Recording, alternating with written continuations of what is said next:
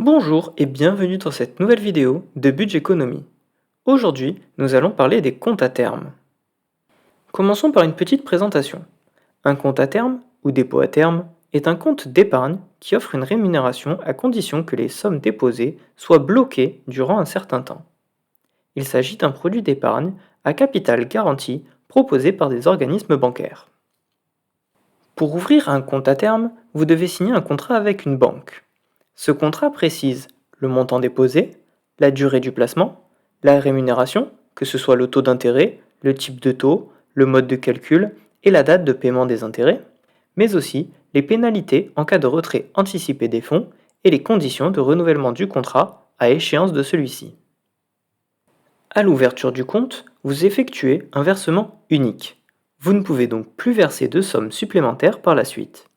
Si vous souhaitez épargner de nouvelles sommes supplémentaires, vous devrez ouvrir un nouveau compte à terme. Certains organismes bancaires imposent un minimum ainsi qu'un maximum de versements. Ceux-ci sont alors indiqués sur la fiche du produit.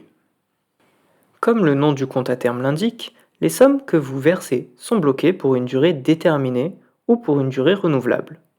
Il faut savoir que le contrat d'un compte à terme ne peut être conclu pour une durée inférieure à un mois. Si le contrat est conclu pour une durée déterminée, celui-ci s'arrête à la fin de la durée prévue.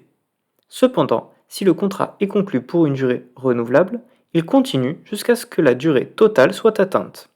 La durée totale est un multiple de la durée initialement prévue dans le contrat. Il faut savoir que les fonds que vous investissez au sein d'un compte à terme ne sont pas réellement bloqués. Vous pouvez choisir de les débloquer à tout moment. Cependant, si vous souhaitez récupérer les sommes placées avant la date d'échéance prévue, vous aurez des pénalités. Ces pénalités correspondent à une diminution, voire une suppression des intérêts générés sur la durée du placement. Il est à noter également que les retraits partiels ne sont pas possibles. En cas de déblocage, les sommes déposées sont débloquées en totalité. Parlons à présent de la rémunération du compte à terme. Celle-ci peut varier en fonction du contrat auquel vous avez souscrit. Si vous avez souscrit à un contrat à taux fixe, le taux de rémunération est fixe et garanti sur toute la durée de détention du contrat. Si vous avez souscrit à un taux progressif, le taux de rémunération augmente au fil du temps, par exemple à chaque trimestre ou à chaque année. Plus les sommes restent placées longtemps, plus le taux d'intérêt augmente. Il est aussi possible d'avoir un taux variable.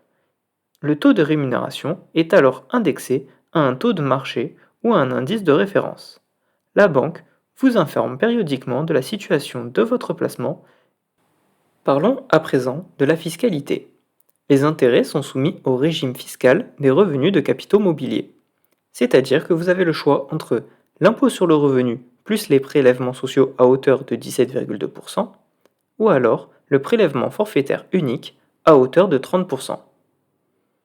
Pour les personnes ayant une tranche marginale d'imposition inférieure à 11%, il sera donc plus intéressant de demander une imposition sur l'impôt sur le revenu. Dans le cas contraire, le PFU sera plus intéressant pour vous. Intéressons-nous à des exemples actuels concernant le compte à terme.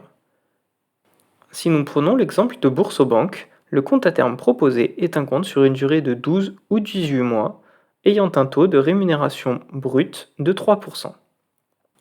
Pour accéder à ce compte à terme, vous devrez verser un montant minimum de 5 000 euros. Il est à noter que si vous retirez votre placement de façon anticipée, aucune rémunération ne vous sera versée. Le second exemple est celui du crédit mutuel. Le taux moyen proposé est à 3,75% brut pour une durée de 5 ans. Comme nous pouvons le voir sur le tableau en haut à droite de l'écran, le taux augmente au fur et à mesure des années, pour obtenir un taux moyen de 3,75% brut au bout de 5 ans. Pour accéder à ce produit, vous devrez verser un montant minimum de 150 euros. Si vous devez retirer les montants placés de façon anticipée, la rémunération prévue au contrat sera réduite. Le contrat prévoit alors d'appliquer la rémunération de l'année N-1 pour l'année en cours. Terminons cette vidéo par mon avis sur le compte à terme. Les comptes à terme proposent des taux de rémunération nets inférieurs à ceux des livrets réglementés. Je vous propose donc de souscrire à un livret A ou à un LDDS pour y stocker votre épargne de sécurité. Si vous êtes éligible au LEP, je vous recommande ce livret réglementé ayant un meilleur taux de rémunération que celui du livret A. De plus, vous l'aurez compris, votre épargne n'est pas accessible sur un compte à terme. Cependant, le compte à terme est un produit qui peut être intéressant si vous souhaitez stocker une épargne de façon garantie pour un projet long terme, comme par exemple un apport pour l'achat d'un bien immobilier. Ce produit peut aussi être intéressant dans le cas d'une rentrée d'argent importante, comme par exemple une prime exceptionnelle ou un héritage. Cela peut vous permettre de bloquer cette somme pour une durée plus ou moins longue afin de pouvoir définir une stratégie future et votre allocation pour ces fonds. Cette vidéo touche à présent à sa fin. Si celle-ci vous a plu, je vous invite à mettre un pouce en l'air et à vous abonner à la chaîne YouTube. Si vous souhaitez discuter avec moi, je vous invite à me suivre sur Instagram @budgeteconomie. Je vous dis à la semaine prochaine pour une prochaine vidéo.